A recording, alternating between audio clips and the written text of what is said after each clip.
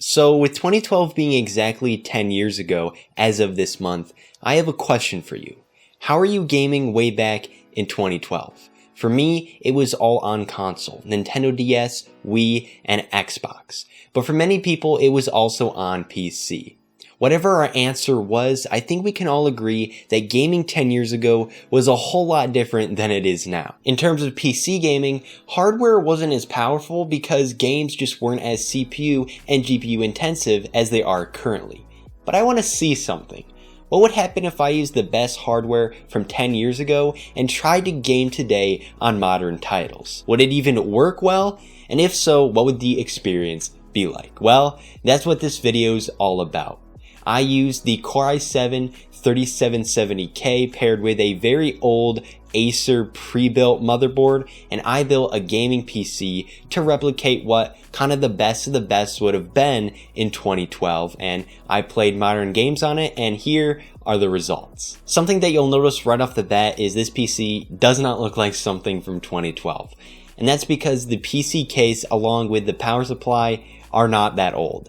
These are actually newer cases and a newer power supply because using an old power supply can be very dangerous and can completely destroy all the components in your PC, so I definitely did not want that happening, and also it's just much easier for me to build in a newer case. Quick disclaimer for the graphics card, I don't actually own any GPUs from that time period, so the GTX 1650 will have to be a kind of stand-in to replicate what the highest end GPU from the era, something like the GTX 690, would have performed at. And the CPU bottleneck that we'll get from pairing the i7 3770K with the newer 1650 will help even out the slight advantage that this newer GPU has over the much older counterpart. But I really wanted this video to be more of what the performance would be like and not really the looks, because that doesn't really matter too much.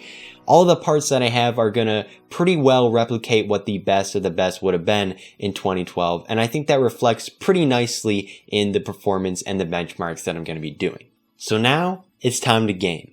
Upon firing this PC up, one thing that really caught my eye initially was how well the CPU was keeping up with the GPU. The Core i7 3770K did a really nice job in all of the games that I tested. It didn't really get above 50% usage most of the time, and also the temps were between 50 and 60 Celsius with just an air cooler. Even in the more CPU intensive games, the Core i7 3770K handled it really well. A few of the games that I tested included Valorant, Apex Legends, and Minecraft, and yes, I know Minecraft was technically released before the time period that I'm supposed to be building this PC in. However, because it continually gets updated and it's a game most people play, I figured I might as well benchmark it because I play it as well, and it's still a pretty demanding game even though it's pretty old. And both the FPS style games that I tested, this PC was easily able to get over 60 FPS average consistently.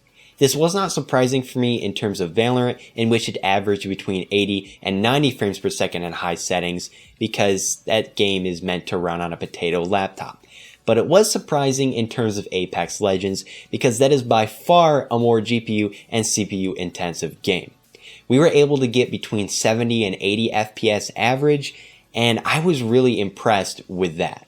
Going into this, I was going to be happy if we were able to get 60 FPS average in Apex Legends, but the fact that we got 70 to 80 consistently like this is amazing. Sure, it drops in some areas that have smoke because that's more intensive for the GPU to handle, but other than that, it runs really smoothly. Alright, so moving on from the first person shooter gameplay, I know I'm bad, you can comment that down below, it won't hurt my feelings too much. We're gonna be moving on to Minecraft, which I'm a lot better at. This is where the performance got a little bit more unpredictable. While we were able to get 100 frames per second in Minecraft, it wasn't that consistent, and at times it would dip below 50 frames per second, which isn't good.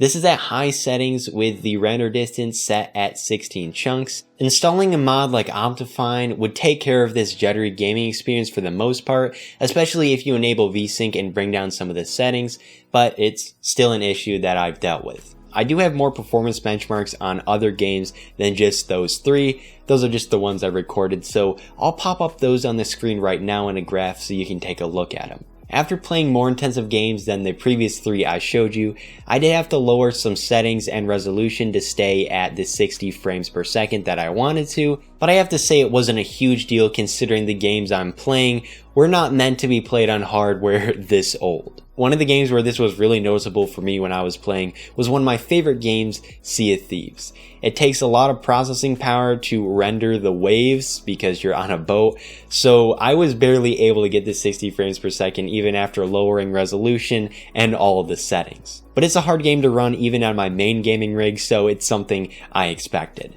All in all, even though most of the components in this PC are very outdated, it's still pretty competent in terms of 1080p gaming, and you can pretty much get 60 FPS in most games, as I said, as long as you adjust some settings. Some of you might also be wondering how this compares directly to a modern PC with, sort of comparable parts. So I'm going to be showing you some Cinebench and Heaven benchmark scores that kind of illustrate how much better a modern PC is compared to this older one with older hardware.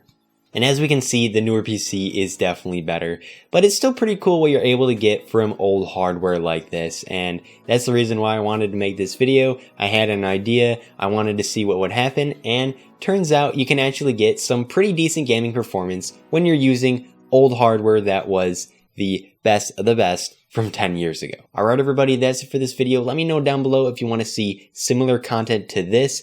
I actually did a review on the i7-3770K, so if you want to see that, that will be linked down below or in the card above. And if you do want to see more content like this, then I'll try to find some more older hardware to continue making these types of performance videos because I think they're really cool.